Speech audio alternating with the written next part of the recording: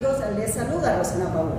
Estamos en nuestro podcast de ordinarios a extraordinarios. En esta oportunidad con una persona muy especial porque es de las pocas personas que han mantenido su ideología desde muy joven. Se trata de Simón Pablo Figueroa. Simón Pablo Figueroa es un oriental, pero él tiene una historia extraordinaria en enseñarles a esos jóvenes de cuando uno se apega a un ideal, cuando uno es consciente, cuando uno es coherente, sería la palabra, ¿sí? Coherente con sus pensamientos y sus acciones. ¿Quién es Simón Pablo Figueroa? Sí, bueno, gracias Rosana por esta oportunidad. Rosana decía, bueno, Simón es oriental.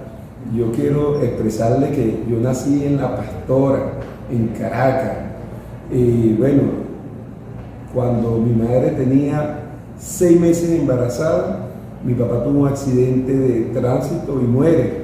Bueno, esa barriga que tenía mi mamá era este señor que hoy se encuentra aquí. Tenía 6 meses embarazada de mí y bueno, 3 meses después nací yo en Caracas.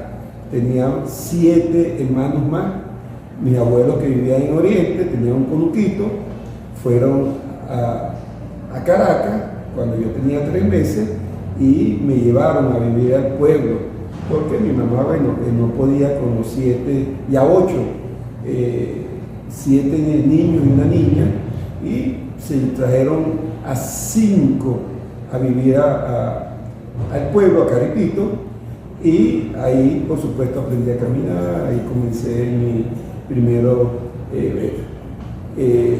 inicio de mis estudios de preescolar, en primaria, en secundaria. Pero cuando tenía 13, 14 años, bueno, uno de los muchachos que había salido a estudiar fuera del pueblo, apellido Sadra, decían el francés, descendiente del francés, llegó una vez a Caripito, un carnaval que venía de vacaciones, y nos convocó a una reunión a 4 muchachos para hablarnos sobre un movimiento clandestino que existía para esa oportunidad, que era la Liga Socialista, a través del MEU, Movimiento Estudiantil de Unidad con el Pueblo. Y bueno, hablando de entregarnos un material que nos lo estudiáramos, eso fue en carnavales. ¿Qué edad tenía Simón Figueroa en ese tiempo? 14 años. Y ahí nos dijo que regresaba en Semana Santa para que revisáramos los documentos que nos habíamos dejado y si estábamos interesados en incorporarnos a ese movimiento revolucionario que estaba surgiendo mucho en ese tiempo. Pero bueno, sí, cuando regresa discutimos. Me acuerdo que uno de los primeros conceptos que discutíamos ahí tenía que ver con la vanguardia revolucionaria y la ética y la moral socialista. Y ciertamente asumimos el compromiso de militantes de esa organización política, la Liga Socialista, a través del Movimiento Estudiantil de Unidad con el Pueblo. Comenzamos a avanzar en esos términos. Meses después, ya en el año 75, recibimos en la compañía la visita de Carmelo Laborí. Carmelo Laborí era el presidente de la Liga Socialista. Llegó hasta el pueblo, hasta Caripito, hablando de esas 4 personas sobre la ética y la moral socialista y sobre la vanguardia revolucionaria. Y bueno, comenzamos a hablar y comenzamos a formarnos políticamente de ese momento. En el año 1975 era muy marcada la diferencia entre quien era apegado a sus ideales y más era criticado y cuestionado si era socialista.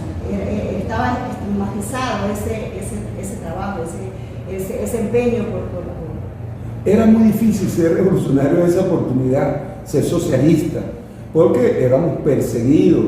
Bueno, te puedo contar, por ejemplo, que nosotros en esos mismos, en el año 75, conformamos una plancha para el centro de estudiantes a través del MEU y ganamos las elecciones.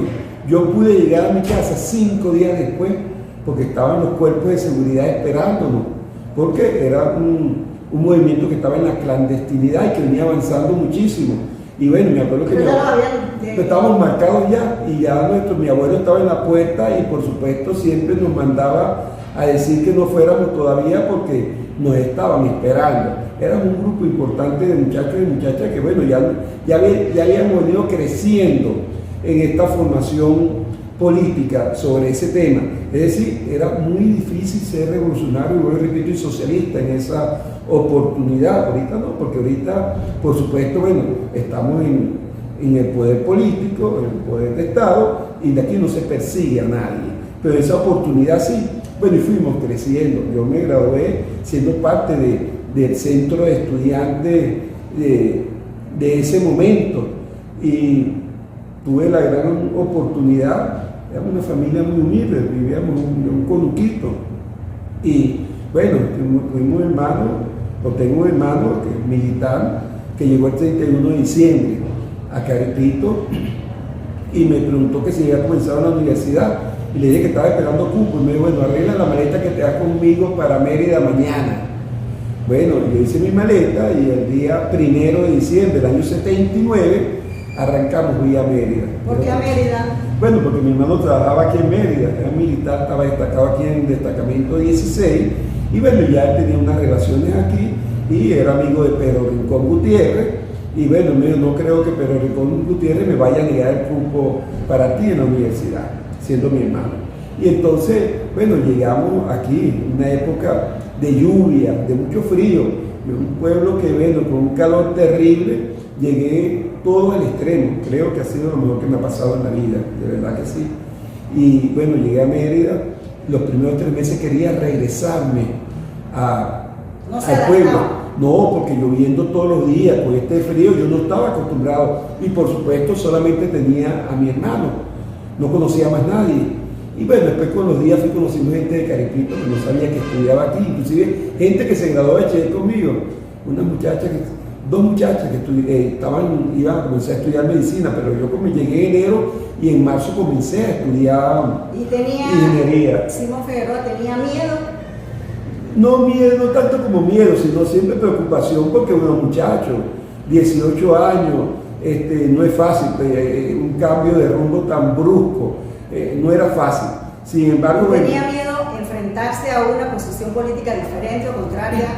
No, porque tú sabes que cuando yo llego a Mérida, yo lo primero que hago como militante disciplinado, pregunté que quiénes eran los responsables de la Liga Socialista aquí en Mérida. Y me dijo, mire, los responsables son 2 profesores de la Facultad de Forestal, uno que se llama Ricaute Leonel y otro Guido Ochoa. Y yo me fui para la Facultad de Forestal y me entrevisté con ellos. Les decía que venía de ser del centro estudiante del Liceo José Tadeo Monagas de Caripito, militante de la Liga Socialista, y que bueno, quería incorporarme aquí también a la Liga.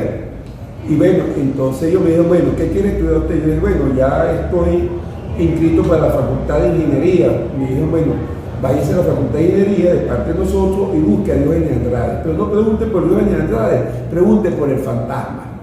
Bueno, y fue así, llegué a la Facultad de Ingeniería, pregunté por fantasma, tuvimos una reunión, conversamos sobre el tema y me incorporo así a la Facultad de Ingeniería, a la Liga Socialista y a un movimiento donde la Liga era parte de eso, se llama Movimiento 21.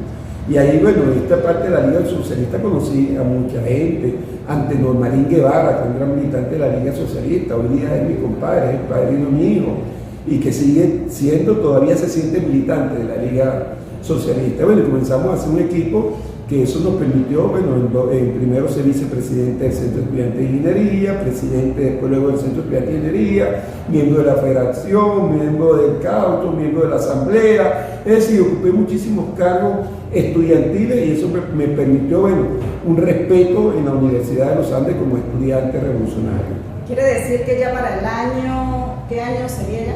Yo llegué en el 79 aquí en Mérida. Ya cuando empezó No, inmediatamente comencé, ya en el mismo 79 ya yo formaba parte del equipo político del Movimiento 21 en la Facultad de Ingeniería. O sea que Simón Figueroa, sin darse cuenta, solamente siguiendo sus ideales, fue formando una carrera. Claro, claro que sí. Fue formando una carrera y es lo que muchos especialistas hablan de lo que es el liderazgo. Cuando una persona va a ser líder o quiere ser líder, es importante, según John Maxwell, uno de los investigadores de ese tema, nos dicen que una persona debe ser coherente con sus pensamientos y sus acciones. ¿Sí? Entonces, desde ese momento, desde muy joven, Simón Figueroa empieza ya a formar su liderazgo. Sí, mira, tú sabes lo que significa, y a lo mejor quienes conozcan a estas personas saben lo que significa haber sido alumno de ellos, haber sido alumno de Carmelo Laborí, haber sido alumno de Jorge Antonio Rodríguez. No hay nada, no es cualquier cosa. Era nacernos con sus pensamientos. Claro, y por supuesto, y haber conocido, por supuesto, a Taglini, al compañero Yajure, pero también después a David Nieves, después Marelis Pérez Marcano, Fernando Soto Rojas, o sea, Alexis Corredor, Juan Arias, todo ese grupo de muchachos después de la misma edad uno, esto que nombré de último, bueno, que creíamos en amarnos unos a los otros. Porque es que eso es socialismo, amarse uno a los otros. Si nos amáramos unos a los otros, todos fuéramos felices. Y eso es lo que plantea el socialismo, la felicidad, la máxima felicidad de toda la gente y de un pueblo. Bueno, y eso para nosotros es de gran importancia. Vamos a ahondar un poco sobre ese tema. Ya regresamos mientras observamos algunas imágenes de Simón Figueroa siendo estudiante.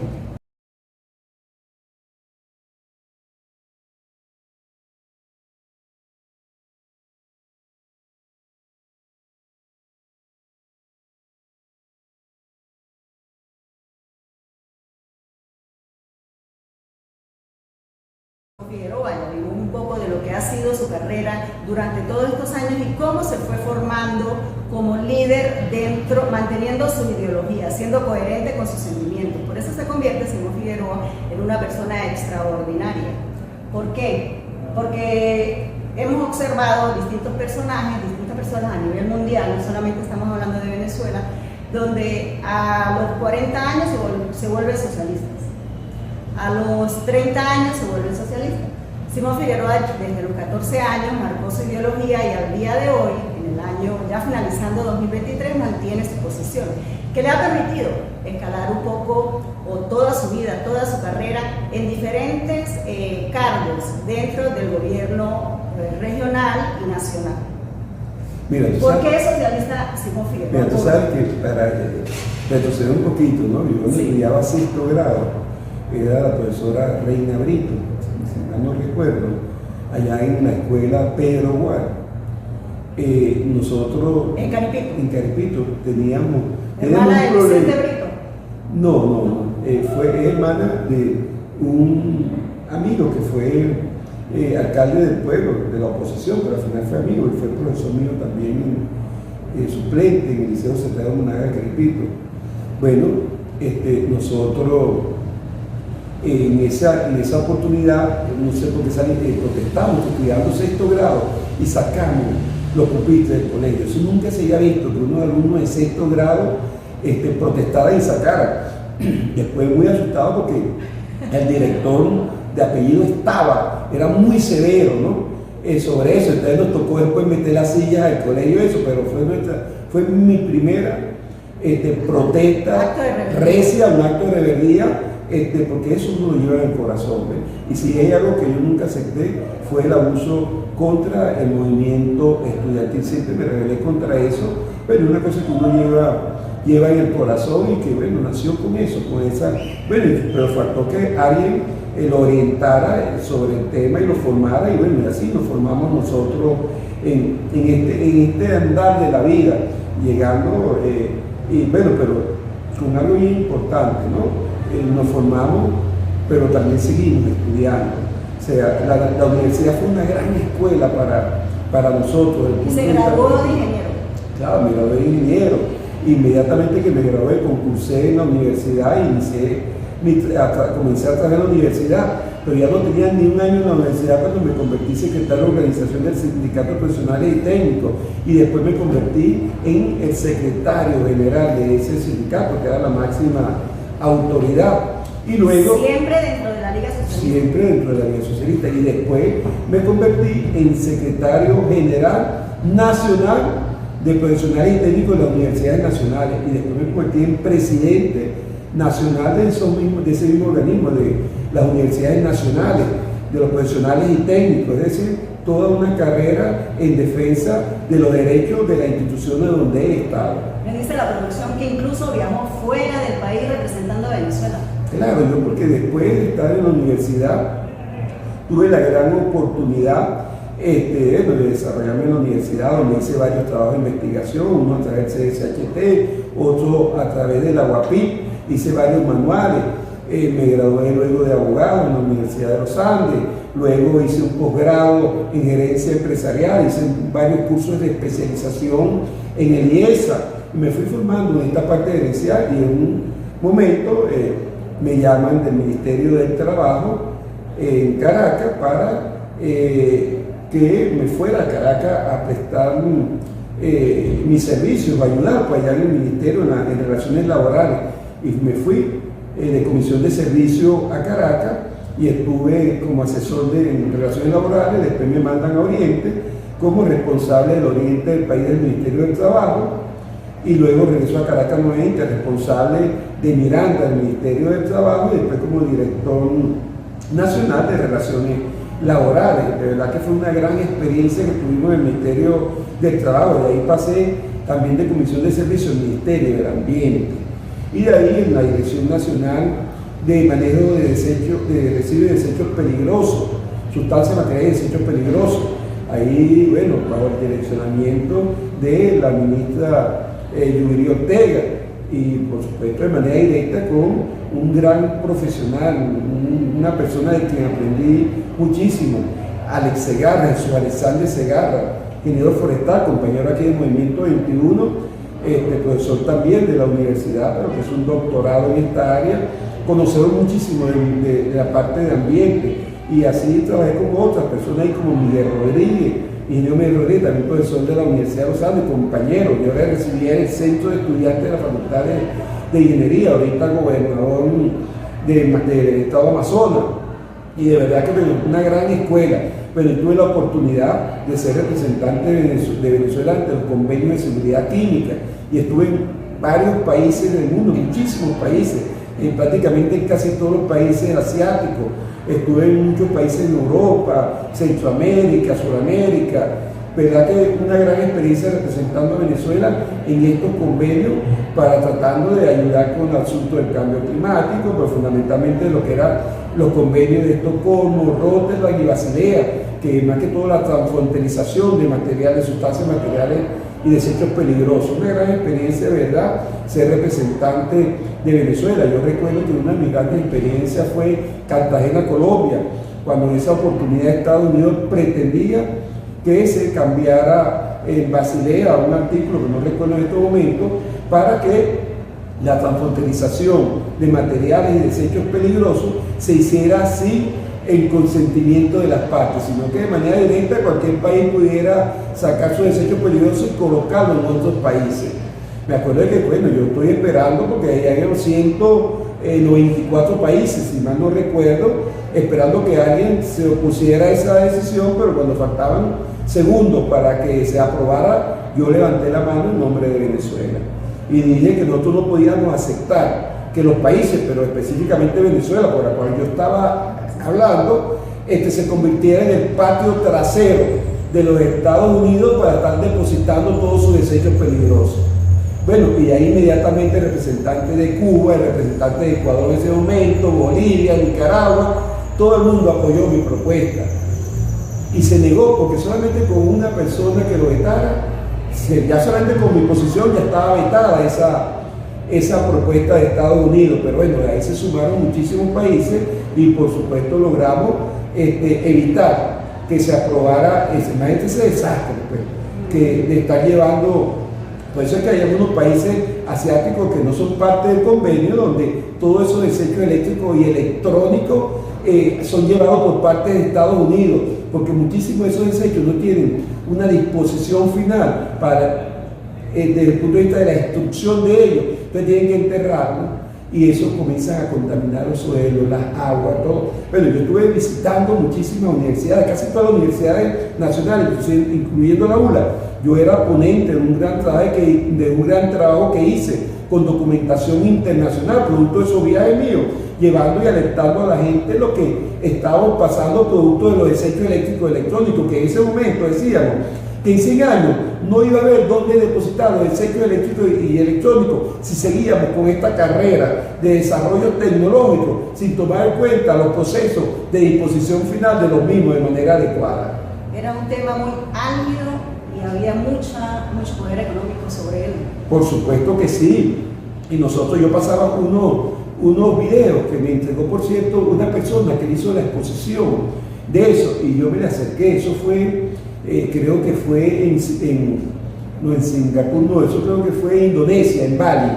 Él hace una exposición sobre eso, un norteamericano, casi no hablaba español, pero yo me apoyé con un mexicano que hablaba muy bien inglés, y me le acerqué y le pedí que si era posible que él me diera copia de eso, y me dijo, deme su dirección que yo se la mando.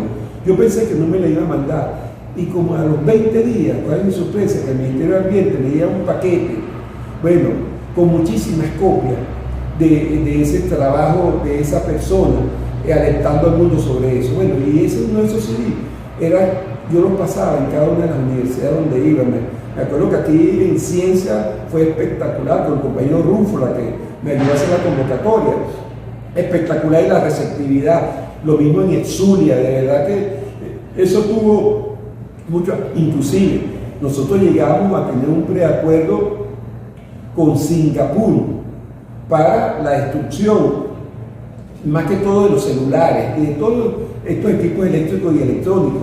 Lamentablemente, bueno, yo salí del ministerio, me vine a Mérida ya, después de 10 años fuera de Mérida, y eso no sé qué pasó, pero ya nosotros teníamos un preacuerdo para todos esos desechos sacarlos a Singapur, porque Singapur tenía la tecnología para la eliminación de eso de manera correcta y la disposición final de los desechos eléctricos y electrónicos, de casi todo. Y yo estuve en Singapur, porque nosotros no podíamos hacer un convenio sin percatarnos de que eso realmente iba a ser destruido de manera adecuada. Pero bueno, esas son cosas que nos han pasado y que ojalá las retomemos para evitar que, bueno, y ahorita, porque ahorita cualquier persona, en esa época el promedio del celular era un celular por persona. Ahorita son 2 y hasta 3 celulares por persona, y eso nos crea a nosotros un problema, por supuesto, desde el punto de vista de la contaminación de los desechos eléctricos y electrónicos. ¿Hubiese sido posible en ese momento, Simón Figueroa, defender y llevar adelante esa propuesta y luchar y hablar en nombre de Venezuela si no hubiese sido socialista? No, a lo mejor no, porque aunque esto no se trata de un tema de ser socialista, no, este es un problema de salud era más pública. humano y estaba viendo el problema de salud. Claro, un problema de salud. Hay de países salud que no ven pública. el problema. No. Si tiene un problema de salud, ese no es culpa del Estado. Mira, si uno es socialista, por supuesto que la salud tiene que estar por encima de cualquier cosa, pero tú sabes. Es más humano. Claro, porque el padre John decía, con salud todo, sin salud nada. ¿Cómo defiende el término socialista a estas alturas?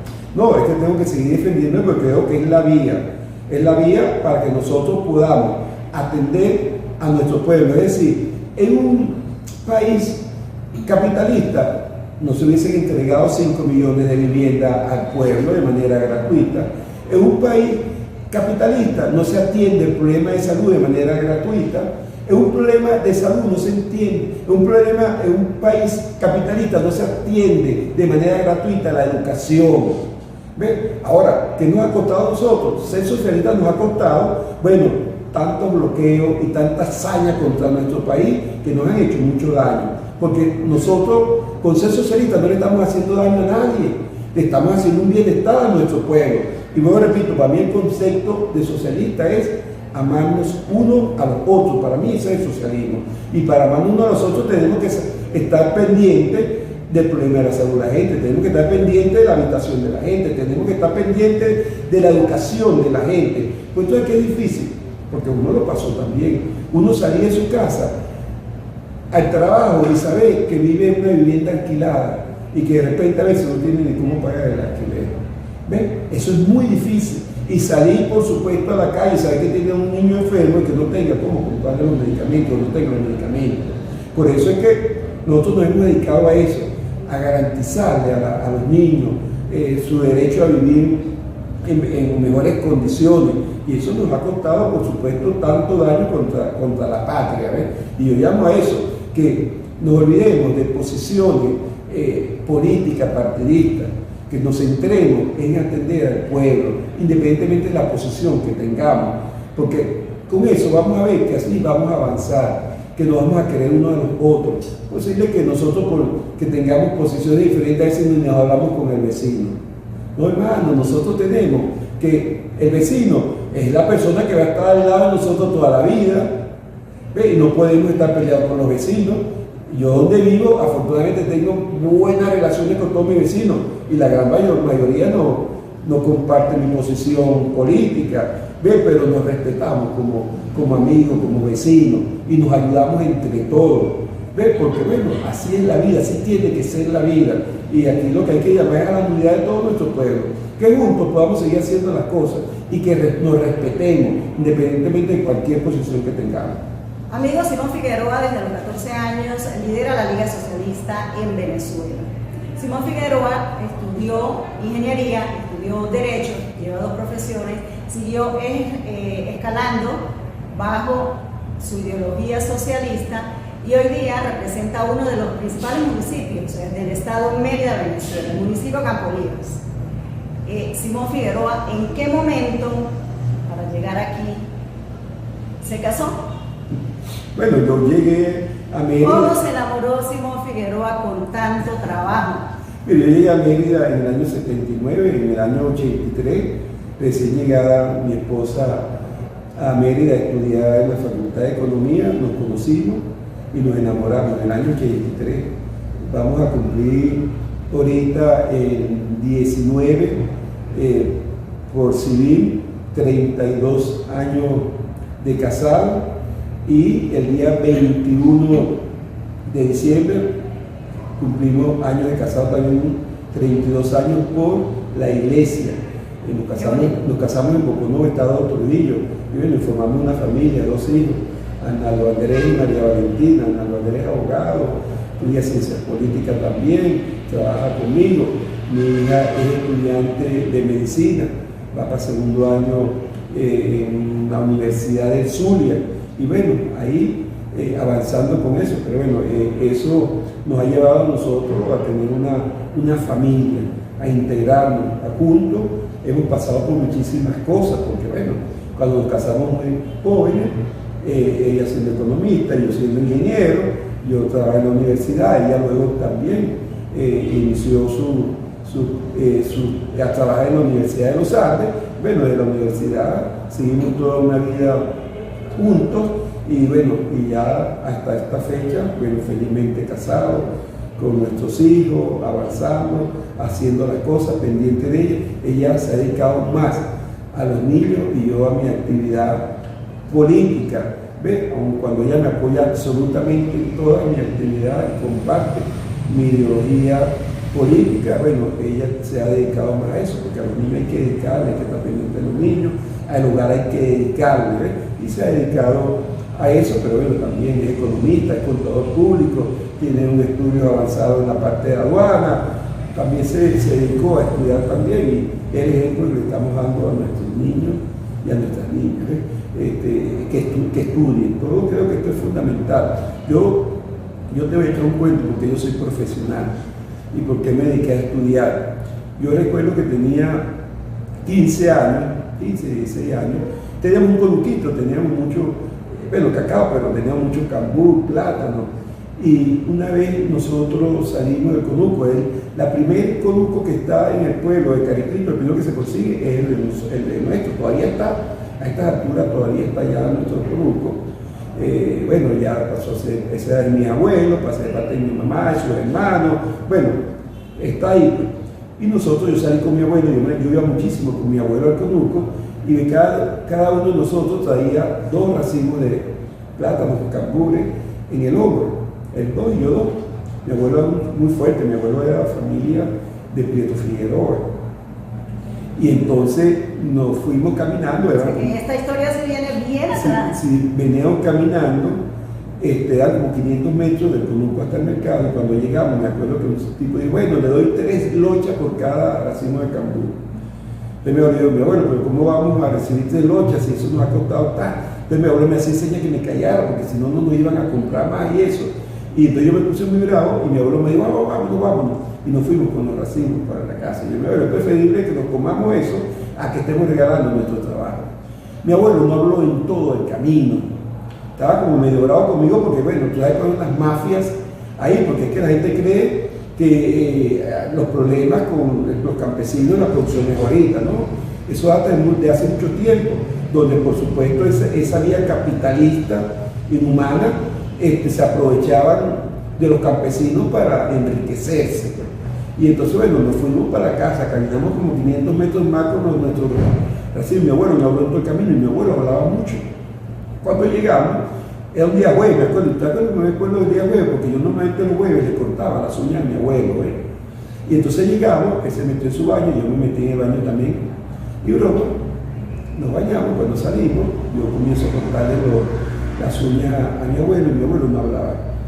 Y por allá mi abuelo viene y me dice, hijo, yo algún día quiero ir a una oficina y tocar la puerta y preguntar por el doctor Simón Figueroa. Bueno, yo era un muchacho, 16 años, pero tenía 15. Yo no sabía por qué mi abuelo me había dicho eso. Después yo entendí en el transcurso del tiempo que mi abuelo me había dicho eso era porque me quiso decir, hijo, si usted no quiere llevar vaina, estudie. Porque en ese tiempo los campesinos, los productores llevaban mucha vaina, como dice uno. ¿Ves? Y yo después entendí que era así y dije, bueno, yo voy a complacer a mi abuelo. Mi abuelo se murió cuando yo me estaba graduando de bachiller, pero yo dije, yo voy a complacer. Y ¿sabes qué? Quise estudiar medicina en un momento dado, ¿no? Pero bueno, ya estaba en tercer semestre de ingeniería y bueno, no quise cambiarme, ¿no? Pero me hubiese gustado realmente, por eso me siento satisfecho que mi hija esté estudiando medicina, ¿no? Una carrera muy noble, muy bonita y muy abnegada. Entonces, y muy social, de proteger a nuestro coterráneo, a claro, nuestra persona. Y yo creo que a mi hija le iba a ir muy bien porque mis hijos creo que sacaron la sensibilidad humana de sus padres. Mi esposa era una mujer muy sensible desde el punto de vista social. Ellos siguieron el ejemplo de Simón Figueroa, son socialistas. Claro que siguen el ejemplo. O sea, ese lado humano lo mantienen. Lo mantienen, por supuesto, porque entienden lo que ha sido nuestra conducta en la vida, la de su mamá y la de su papá, que bueno, nos hemos dedicado a ayudar a la gente, ¿ves? A ser humanitaria, a ser realmente bien sensible ante cualquier situación. O sea, nunca hemos escatimado esfuerzos para ayudar al prójimo. A veces nos hemos despojado de cosas nuestras para resolver un problema a otra persona, ¿ves? Y eso somos nosotros, y eso es lo que queremos que sea el pueblo de Venezuela, realmente que seamos humanos, que atendamos al prójimo. En este mundo tan convulsionado, políticamente hablando, a nivel mundial, global, ¿es posible seguir manteniendo esa ideología, ingeniero? No, tú podrás tener la plena seguridad que esta ideología la llevaré hasta el momento de mi muerte. O sea, eso no tiene ningún tipo de cambio, porque soy convencido, soy un estudioso realmente de lo que es el socialismo. Yo muy poco hablo de socialismo. Yo hablo de amarnos unos a los otros. Y creo que ese es el mayor socialismo que hay. Mientras que tú ames al prójimo como te amas a ti mismo, por supuesto que eso te va a convertir a ti en una persona altamente social, altamente socialista. Pues me refiero a este tema tan álgido y el poder económico. Sí, no, igualito. Bueno, yo creo que nosotros hemos vivido diferentes etapas y lo que nos están cobrando es porque en el mundo hay países, imperios, que han querido dividir o han dividido el mundo entre personas progresistas y personas capitalistas. Y capitalistas en el sentido de conformar imperios para hacer lo que a ellos les da la gana y de tener el poder de decidir por el mundo. Bolívar salió no a conquistar a ningún país, si no hubiese sido dueño de 5 países, no salió a defender a los países que estaban siendo sometidos por los imperios, a libertarlos, que es diferente. No, los imperios, el capitalismo salió a conquistar a los países, como llegó por lo menos cuando llegó Colón aquí, que nosotros nos tuvieron engañados, que nos descubrieron que descubrió Colón, nada, por favor, si nosotros estábamos aquí, nosotros vivíamos aquí, entonces llegaron a destruir, a masacrar a nuestro pueblo para apoderarse de Venezuela.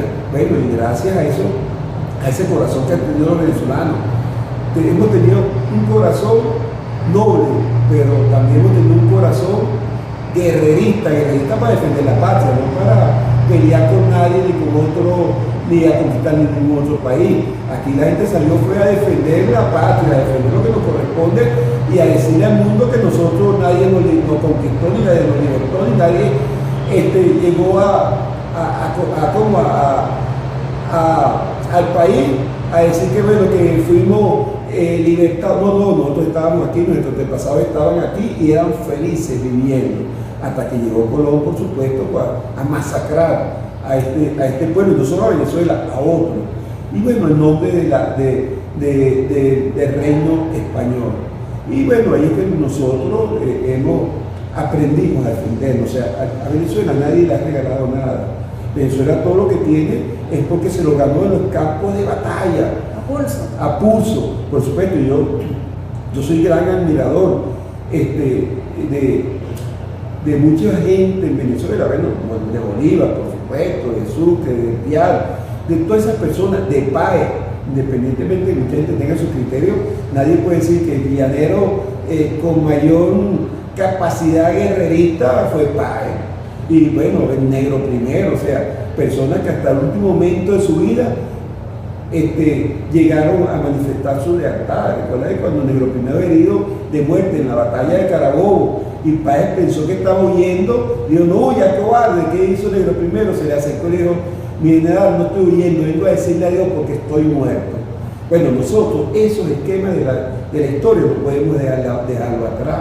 Son personas que estaban peleando por nuestro territorio, por nuestra soberanía, por nuestra independencia, ¿ves?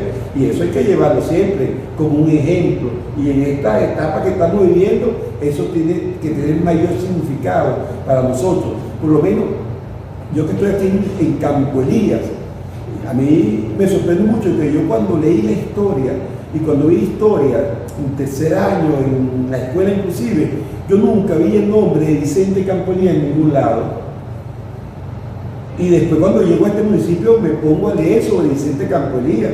Y bueno, el gran triunfador de la batalla de la Victoria se llama Vicente Campo Elías, porque cuando Vicente Campo Elías, el 12 de febrero de 1814, llega a la Victoria, ya prácticamente José Félix Rivas, que tremendo general, que tuvo la valentía de agarrar y formar en un momento, poco tiempo, a un poco de muchachos para ir a enfrentar a unos soldados expertos para la guerra, al ejército español, que bueno, que eran unos asesinos, con un poco de muchachos inexpertos, salió a defenderlo. Ya a última hora de la tarde, prácticamente no tenía fuerza para mantener, por supuesto, a ese ejército español. Bueno, en horas de la tarde, se habla de 3, 4 de la tarde, llegó Vicente Campo Elías con 250 merideños, soldados merideños, y bueno, y lograron acabar con ese ejército español y lograr, por supuesto, la batalla de la Victoria.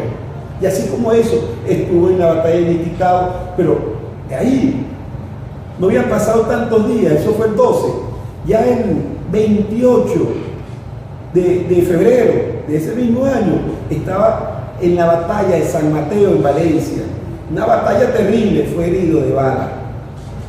Y después, en el mes de marzo, si no mal me recuerdo, 16, 18 de marzo, muere Vicente Campo Elías, herido de esa bala en esa época. Pero bueno, esa es la historia. Y eso, a veces la gente no lo... Y yo por eso es que yo he dicho aquí, nosotros tenemos que Vicente Campo Elías, aún cuando siendo un español, llegó muy niño siendo español, y su tío le decía, porque vino con un tío, no, es que vamos para un país donde los venezolanos quieren acabar con los españoles. Y cuando llegó aquí una oportunidad le digo al tío, ya cuando es más ejercicio el tío, pero lo que usted me dijo no es verdad. Nosotros somos los que estamos haciéndole daño a este pueblo, estamos matando a los venezolanos. Bueno, y eso lo llevó a ese niño a convertirse en un gran soldado patriótico, siendo español. Y bueno, y es una frase que, por supuesto que la voy a decir, pero eso no es la realidad, porque nosotros tenemos ahorita muchos descendientes españoles, algunos de nuestras tenemos familias españoles, los españoles conviven con nosotros. Pero yo digo una frase en ese momento, producto de lo que había visto, de la masacre que había visto los españoles contra los venezolanos, digo, si yo pudiera, mataría, acabaría con todos los españoles y luego me degollaría para acabar con esa maldita raza. Dicho por un español. ¿Ves? Claro, eso lo digo porque lo que estaba ocurriendo en ese momento, que nadie lo vaya a malinterpretar, el contexto de ese momento, ¿ves? Pero esa es la gran verdad que vivíamos nosotros, y todavía hay quienes dicen y no creen en lo que vivimos los venezolanos o lo que vivieron nuestros antepasados en esa época, la masacre contra el pueblo de Venezuela. ¿Ves? Y que bueno, todos esos patriotas nuestros tuvieron que asumirlo con mucha valentía. ¿Ves? Y decir, bueno, esos lanceros, esos llaneros lanceros con mucha valentía, esos soldados venezolanos con mucha valentía. Bueno, y esos somos nosotros, un país que no nos vamos a dejar, que vamos a mantener nuestra posición de atender a nuestro pueblo, de amarnos unos a los otros en función de mejorar la calidad de vida de nuestro pueblo. Ojalá que nos dejen gobernar. O sea, internalizar un poco más el lado humano. Claro que sí, que la gente entienda que cada pueblo tiene que tener lo que quiere, no lo que nadie quiera imponerle, ¿ven? No lo que nadie quiere imponerle. Nosotros somos un país, yo digo que nosotros somos uno de los países más ricos del mundo. Convencida. Claro, pero el problema es que precisamente eso es lo que nos ha hecho daño. Todo el mundo nos quiere porque nos quiere nuestro petróleo, todo el mundo quiere nuestro oro, todo el mundo quiere nuestro diamante, todo el mundo quiere nuestro coltán, todo el mundo quiere nuestra agua. Es decir, somos ricos en nuestro gas, somos ricos en todo. Y por eso no nos dejan avanzar en función de eso. Entonces, yo les pido, bueno, y llamo a todo el pueblo a reflexionar sobre eso, a que nos unamos, para que juntos podamos avanzar y mejorar la calidad de vida de nuestro pueblo. ¿Cómo le gustaría que recordaran a Simón Figueroa cuando trascienda Simón Figueroa? Y no hablo de morir, sino en otro lado, ay Simón, ¿quién es Simón? ¿Cómo le gustaría? Como lo que he sido siempre. Una persona humilde, una persona que atiende al pueblo. Bueno, aquí yo creo que hay algo que todo el que pase por ahí se acordará de nosotros.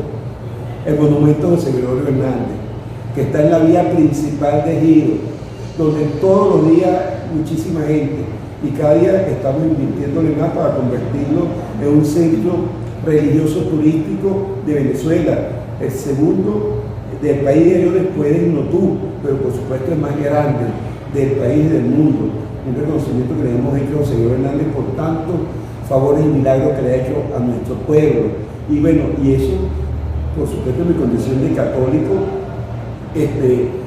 lo he impulsado muchísimo, pero también, bueno, por encima de cualquier cosa, la gente lo va a reconocer por sus actos, por sus hechos y por el amor que uno le da a la gente. Mira, yo me siento feliz por las acciones. Yo me siento feliz que ayer estuve en la Plaza Bolívar y bueno, se me acercaron como 6 abuelitas y cada una se acercaba a darme un beso, a abrazarme.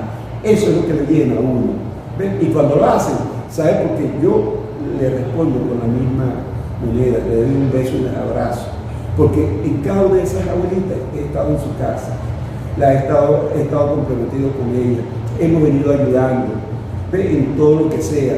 Y eso es lo que a uno le queda. El recuerdo de la gente de decir, bueno, a Simón estuvo en mi casa y entonces tomó un café conmigo y habló conmigo, ¿ve? Y nos ayudó en esto, nos orientó en esto.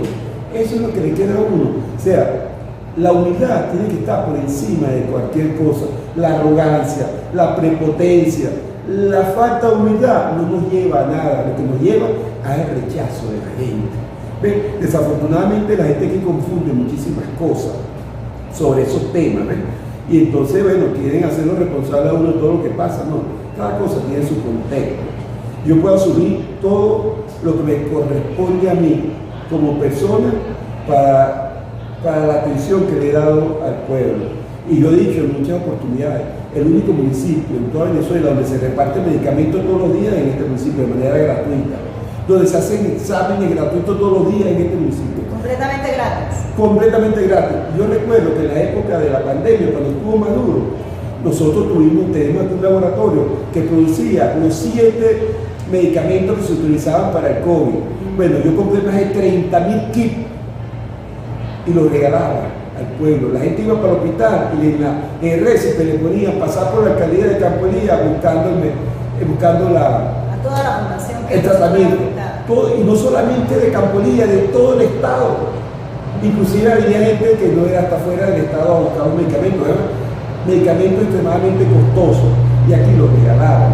Bueno, por eso van a recordar a uno. Sí, por tus acciones te conocerán. Hay así un es. dicho. Sí, sí. De ordinarios a extraordinarios, está buscando rescatar a todas esas personas que de alguna manera, por algún acontecimiento bueno o malo que haya transcurrido en el trayecto de su vida, que lo haya hecho extraordinario. En el caso del podcast de hoy, dedicado a Simón Pablo Figueroa, quien además de ser ingeniero, ser abogado, liderar, como ya lo escucharon ustedes, liderar en varios campos, en el ámbito nacional, incluso representando a Venezuela en el ámbito internacional, se convirtió en una persona extraordinaria para este podcast. ¿Por qué? Porque desde los 14 años ha mantenido su ideología y su único propósito de lo que hemos ido escuchando ha sido llevar el bien y llevar la verdad de cualquier situación, pero llevar la verdad, que sea un poco más humana, que la sociedad sea un poco más humana. Eso no creo que nos cuesta mucho ser un poco más humano, estar más con las personas. Y bueno, ya escucharon ustedes, después de todo, además que su formación académica es extraordinaria, con un aspecto conocedor de la historia venezolana completamente, que lo hace aún más extraordinario, porque para él decir que es socialista debió haber estudiado, debió haberse preparado. Lo que escuchamos en este podcast ha sido eso. Nuestro Simón Figueroa es una persona extraordinaria. Invitamos a nuestros jóvenes que se identifican, sea en cualquier circunstancia de la vida, a que estén apegados, porque lo que somos debe coincidir, debe estar en coherencia con lo que hacemos. Permíteme decirte una cosa, ¿no?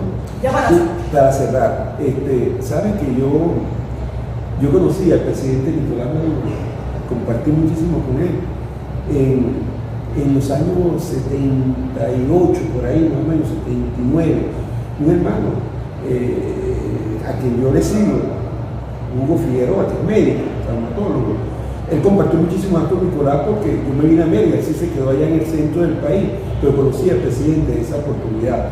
Yo tenía un afro, tenía mucho bigote, algo al presidente no se recuerda, y yo estaba en una reunión con el presidente, y yo nunca he dicho presidente, usted no se acuerda de mí, tuvimos mucho tiempo juntos, cuando éramos unos muchachos y teníamos sueños, y bueno, esos sueños se han venido cumpliendo. No, yo nunca he dicho nada de eso del presidente, yo me he comportado como un alcalde más de esta revolución, ¿no? Y trabajando duro sobre ese tema. Es decir, que nosotros no hemos llegado a los cargos por X o Y circunstancias, llegamos porque nos formamos para esto, trabajamos para esto. Y ese es el reconocimiento que nos ha dado la gente en el tiempo, y bueno, y aquí fundamentalmente nosotros llegamos a este municipio con una gran responsabilidad que fue el Solemno de Mérida, donde hicimos el mejor sistema de transporte de Venezuela, inclusive tuvimos varios premios internacionales, y por eso llegamos y todos trabajamos por el socialismo. Nosotros construimos 53 rutas en todo el estado de transporte, y bueno, un reconocimiento total, y ese reconocimiento es lo que nos ha dado el pueblo el día de hoy. Bueno amigos, en un próximo podcast escudriñaremos más de otra persona extraordinaria, que a criterio de la producción se ha convertido en extraordinaria por el trabajo que se ha realizado durante su vida. Muchas gracias, ingeniero, por aceptarnos, por compartir su historia con nosotros.